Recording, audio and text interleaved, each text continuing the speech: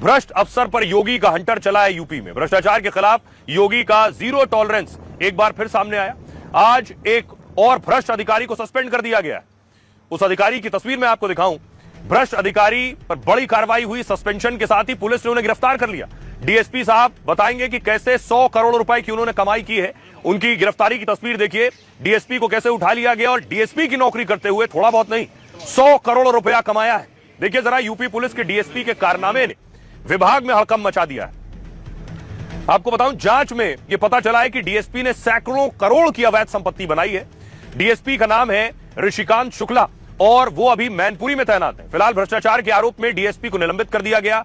SIT जांच में उनकी 100 करोड़ रुपए की संपत्ति का खुलासा हुआ है, जबकि 200 से 300 करोड़ तक अवैध संपत्ति होने की आशंका है। जांच में दिल्ली, नोएडा समेत कई शहरों में डीएसपी की अवैध संपत्ति मिली है। आरोप यह है कि बेटे ने 33 कंपनियां बनाकर काला धन सफेद कर लिया है।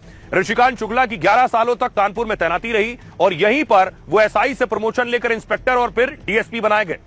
इसी दौरान ऋषिकांत ने गिरोह बनाकर कानपुर में उगाही शुरू कर दी। फर्जी मुकदमे और जमीन कब्जा करके अवैध संपत्ति बनाई और इसके बाद डीएसपी पर विजिलेंस जांच शुरू हुई थी। आरोप है कि ऋषिकांत ने कानपुर तैनाती के दौरान अवैध पैसा लिया। इस पैसे से उन्होंने परिवार, रिश्तेदारों के नाम संपत्तियां खड़ी कर दी। सख्त है। आपको बताऊं, डीएसपी ऋषिकांत शुक्ला के पहले भी कई अधिकारियों पर एक्शन हुआ है। योगी राज में अब तक 11 आईएएस अधिकारियों पर गाज गिर चुकी है। 11 आईएएस अधिकारियों को सस्पेंड किया जा चुका है। इन्वेस्ट यूपी के कार्यपालक अधिकारी सस्पेंड किए गए थे। सौर ऊर्जा के कल पुर्जे बनाने के संयंत्र लगाने की रिश्वत के लिए रिश्वत मांगी थी। सरकारी अनाज के घपले के आरोप में गोंडा डीएम नप गए थे और सरकारी गेहूं खरीद में धांधली पर फतेहपुर डीएम सस्पेंड हुए थे। कुछ अधिकारियों को बाद में बहाल कर दिया गया था। इस तरह लगातार योगी राज में अधिकारियों पर एक्शन हो रहा है। आइए खबरों में आगे बढ़ते हैं, अगले चंक की तरफ बढ़ते हैं। आज की एक और बड़ी खबर है और एसआईआर पर बात करते हैं, क्योंकि दूसरे राज्यों में भी वोटर रिवीजन होने जा रहा है एसआईआर पर, लेकिन बंगाल में फिलहाल बवाल शुरू हो गया है। देखिए बंगाल में क्या हुआ। इससे पहले आपको याद होगा कि बिहार चुनाव से पहले राहुल और तेजस्वी ने वोटर रिवीजन को लेकर जोरदार विरोध प्रदर्शन किया था और अब बिहार चुनाव के बीच बंगाल में भी ममता बनर्जी ने मोर्चा खोल दिया। कोलकाता में आज ममता ने मार्च किया और केंद्र सरकार पर हमला बोला। साल के बाद एसआईआर पर बवाल है। ममता बनर्जी ने आज कोलकाता में मार्च किया, वोटर लिस्ट रिवीजन पर केंद्र पर हमला बोला। कहा अगर मौजूदा वोटर लिस्ट झूठी है तो फिर केंद्र सरकार भी झूठी है।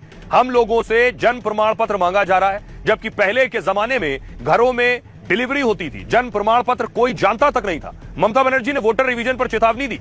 एक भी नाम कटा तो बीजेपी सरकार गिरा देंगे, ममता कह रही है। शुभेंदु अधिकारी कह रहे हैं ममता पर उन्होंने टारगेट किया। कहा ममता बनर्जी मुसलमानों को सुरक्षित करना चाहती हैं, वो बांग्लादेशी मुस्लिमों को बचा रही हैं। अब देखिए जरा, 12 राज्यों में एसआईआर हो रहा है। कौन से वो राज्य हैं जिसमें वोटर रिवीजन होना है, यानी वोटर लिस्ट का शुद्धिकरण होना है? पश्चिम बंगाल, तमिलनाडु, उत्तर प्रदेश, मध्य प्रदेश शामिल है इसमें। छत्तीसगढ़, राजस्थान, गोवा, गुजरात, केरल, पुडुचेरी, अंडमान और निकोबार द्वीप, लक्षद्वीप। इसमें 2026 में कई राज्यों में चुनाव होने हैं। पश्चिम बंगाल, तमिलनाडु में अगले साल चुनाव है। केरल, पुडुचेरी में 2026 में चुनाव है। इस पर सुनिए जरा सियासत